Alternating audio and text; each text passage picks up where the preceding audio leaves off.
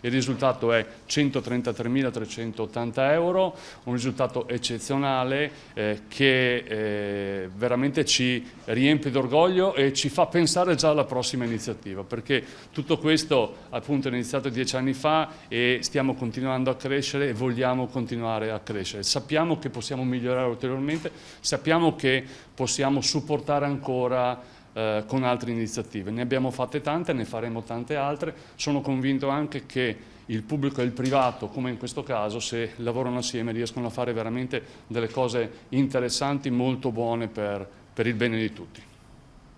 Le donazioni per noi sono una cosa molto importante, una dimostrazione della vicinanza da parte dei cittadini ed è una modalità con cui integrare le risorse e i mezzi che abbiamo a disposizione per migliorare il livello di assistenza, le attrezzature e le funzionalità dei nostri ospedali. Purtroppo quelli che sono i bisogni, non dico sono illimitati, ma sono sempre più crescenti e le risorse purtroppo non sempre permettono di arrivare a garantire tutta una serie di attrezzature al top.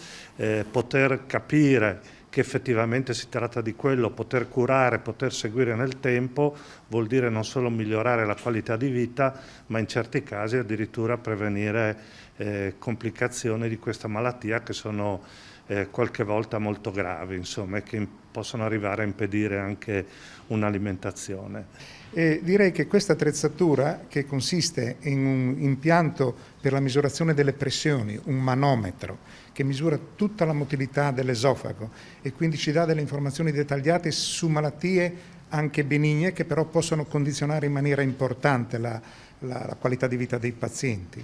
E poi la pH-metria e impedenziometria, cioè la capacità di misurare i reflussi e la capacità lesiva dei reflussi, perché non sono solo reflussi acidi ma anche reflussi biliari, quindi tante tipologie. Questo ci permette in definitiva di fare una diagnosi ben circostanziata e precisa che ci permette di fare delle scelte terapeutiche adeguate.